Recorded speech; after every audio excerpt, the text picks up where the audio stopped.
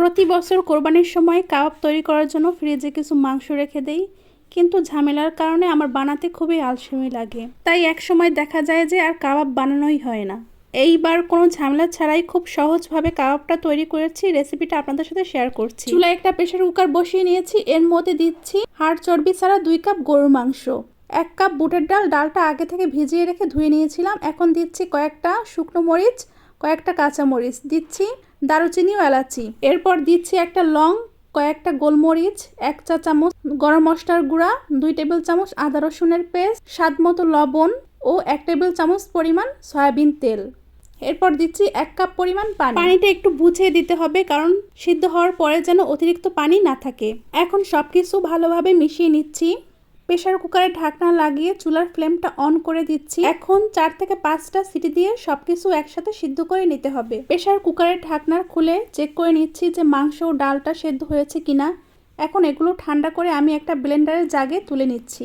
এখন আমি সবকিছু একসাথে ব্লেন্ড করে একটা বাটিতে তুলে নিচ্ছি। খুব মিহি করে ব্লেন্ড করতে হবে। এর মধ্যে দিচ্ছি 1/2 কাপ টোস্টের গুঁড়া, আপনারা চাইলে ব্রেড ক্রামও দিতে পারেন। এরপর দিচ্ছি পেঁয়াজ বেরেস্তা, 1 টেবিল চামচ পরিমাণ টমেটো সস।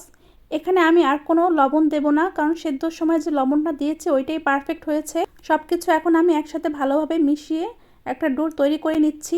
আমার এখানে কাবাব তৈরি করার জন্য পারফেক্ট একটা মিশ্রণ তৈরি হয়েছে। এখন আমি হাতে একটু তেল লাগিয়ে নিয়েছি। অল্প অল্প করে মিশ্রণ নিয়ে আমি কাবাবের শেপ দিয়ে নিচ্ছি। আপনারা চাইলে ছোট বড় যে কোনো আকৃতিতে কাবাবগুলো তৈরি করতে পারেন, কিন্তু স্বাভাবিকভাবে কাবাব যেরকম হয় আমি সেই রকম শেপ দিয়ে কাবাবগুলো তৈরি করে নিচ্ছি। এভাবে আমি একই সাইজের সবগুলো কাবাব তৈরি করে নিচ্ছি। আমার সবগুলো কাবাব তৈরি করা হয়ে গেছে।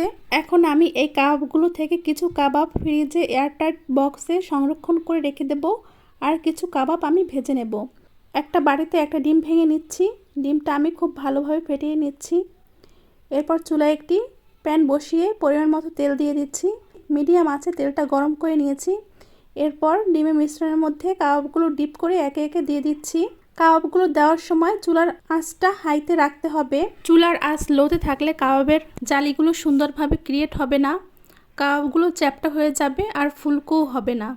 তাই খেয়াল রাখতে হবে কাবাবগুলো দেওয়ার সময় অবশ্যই চুলার আঁচটা হাইতে রাখতে হবে। কাবাবগুলো দেওয়ার পরে চুলার আঁচটা মিডিয়ামে রেখে কাবাবগুলো ভেজে নিতে হবে। একটা পাশ ভাজা হওয়ার পরে অপর পাশে উল্টে দিচ্ছি। এভাবে করে উল্টে পাল্টে কাবাবগুলো ভেজে নিতে হবে। কাবাবগুলো সিদ্ধ হয়েছে কিনা তার কোনো ভয় নেই, কারণ আমরা এখানে কোনো কিমা ব্যবহার করিনি। আমরা সব কিছু সিদ্ধ করে তারপর ব্যবহার করেছি। 4 থেকে 5 মিনিট দুটো সাইড গোল্ডেন ব্রাউন কালার করে ভেজে নিলেই হয়ে যাবে। কাবাবগুলো ভাজা হয়ে গেছে। এখন আমি তেল ঝরিয়ে একে একে কাবাবগুলো তুলে নিচ্ছি। এখন কাবাবগুলো আমি সার্ভ করে নিচ্ছি। এরই মাঝে তৈরি হয়ে গেল আমার কাবাব। কাবাবগুলো দেখতে কিন্তু খুবই সুন্দর হয়েছে। জালিগুলো পারফেক্টলি ক্রিয়েট হয়েছে এবং ভালোভাবে ফুলেছে। খেতেও মাশাআল্লাহ খুবই মজার হয়েছে। রেসিপিটা ভালো লাগলে পেজটা ফলো দিয়ে পাশে থাকবেন। সবাই ভালো থাকবেন, সুস্থ থাকবেন। আল্লাহ হাফেজ।